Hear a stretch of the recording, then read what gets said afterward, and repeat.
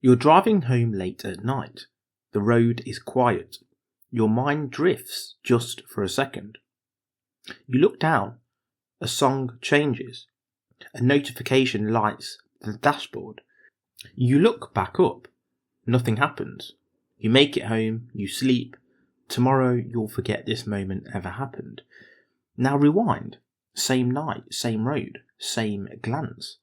But this time, someone steps off the curb. Impact. Silence. A life ends.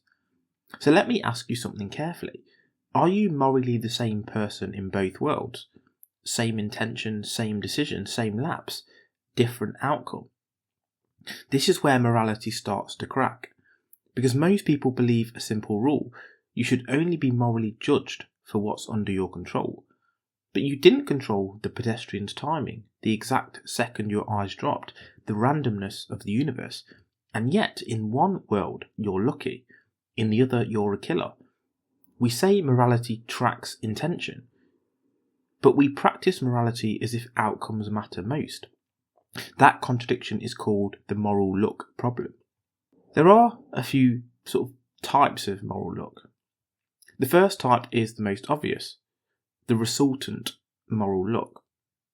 Look in how actions turn out. Two people do the same thing. Chance determines the result. We judge them differently. It's back to you, driving. You didn't intend harm. You didn't want blood on your hands. Yet if someone dies, your entire identity changes. Ask yourself honestly, if morality is about intention, why does outcome change everything?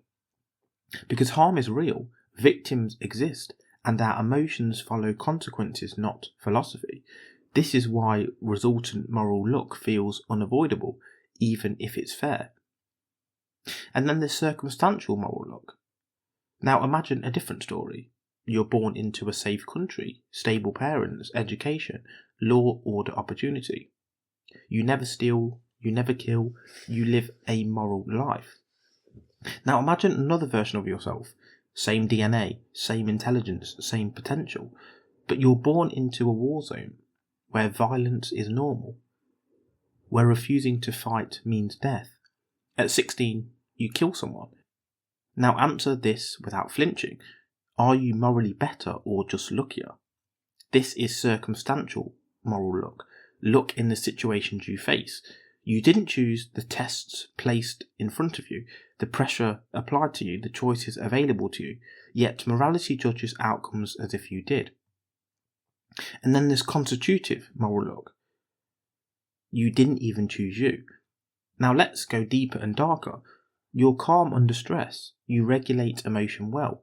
You pause before acting. Why?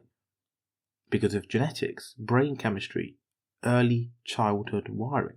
Someone else has impulse control issues, explosive anger, poor emotional regulation. They lash out where you wouldn't. Did they choose their nervous system? This is constitutive moral look. Look in who you are.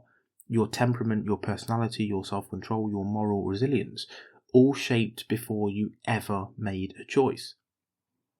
So how much moral credit do you really deserve? Now comes the most unsettling layer. Causal moral look. What if every action is caused by prior events, by physics, biology, history? What if the universe is deterministic? If that's true, then you could not have done otherwise.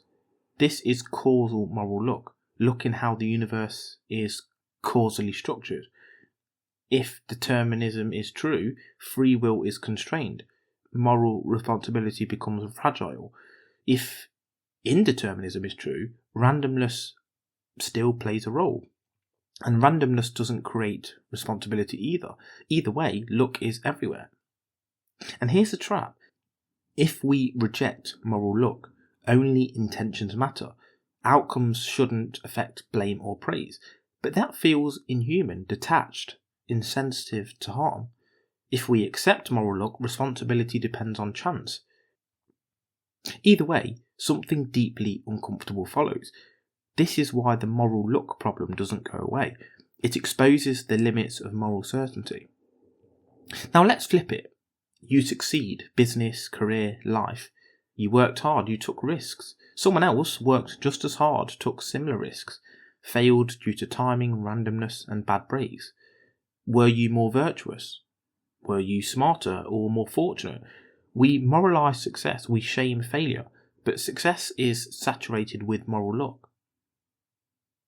So, here are some philosophical responses, how thinkers try to escape.